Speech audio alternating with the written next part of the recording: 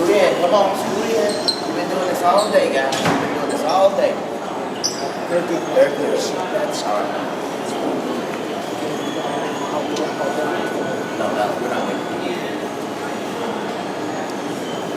Well, how do you do, young folks? How do you do? My name is Davy Crockett, and I hail from the illustrious state of Tennessee. Now, some of you may have read or heard as such that I'm a screamer, a ring-tailed warrior. I'm half horse and half alligator, just a touch of snapping turtle. I can wade across the mighty Mississippi River, leap over the great Ohio, ride a streak of lightning across the sky, and whip my weight in wildcats. Now that's even a tall order for a man of my national celebrity time, that when I represented the country as a common man of the common people. What is not commonly known about Davy Crockett is that I served 3 terms in Congress in the House of Representatives for the people of Tennessee. After I'd become known as a sharpshooter and a good huntsman, that reputation preceded me to Washington. Now, they made a pretty good sport of me while I was there, but in the meantime, I did what I felt by my conscience. I opposed President Andrew Jackson's Indian removal bill. I was the only one that stood up for our Native Americans in my time from the state of Tennessee. Well, it cost me one of my elections, but I came roaring back when the folklore started coming around about old Davy Crockett in that play called The Lion of the West. It had the character Nimrod Wildfire in it, who was an embellishment of who I represented, and then in those small pocket almanacs that started coming out about it.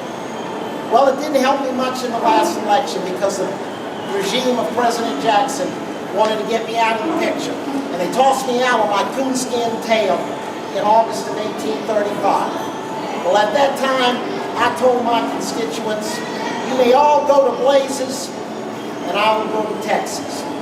And so I did. Went down with some of my companions, explored the Red River country. For the first time in my life, came across herds of buffalo. Had me an adventure.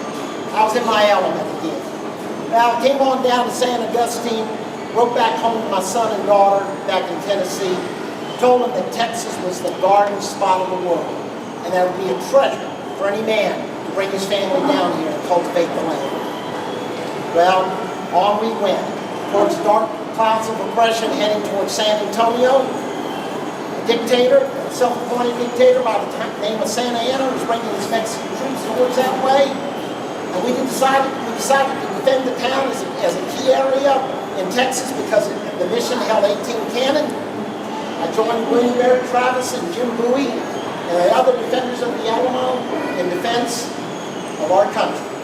Well, when I got to San Antonio, the Behar, townsfolk wanted to get a look see at this old character. So I gave a few words. Fellow citizens of Behar, I am among you. I come to aid you all I can in your noble cause. I shall identify myself with your interests, and all the honor that I desire is that of defending as a high pride in common with my fellow citizens the honor and the liberties of our common country. And so, young folks, inside the mission walls of the Alamo, I stood with these men, all of us here for a second chance, a new start in life. And so, Betsy by my side, I took one last shot.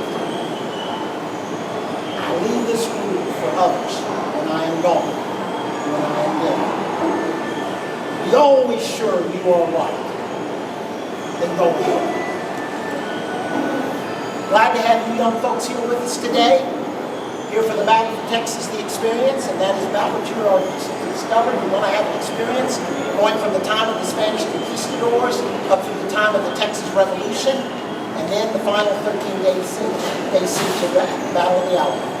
Glad to have you youngsters with us. Come on in.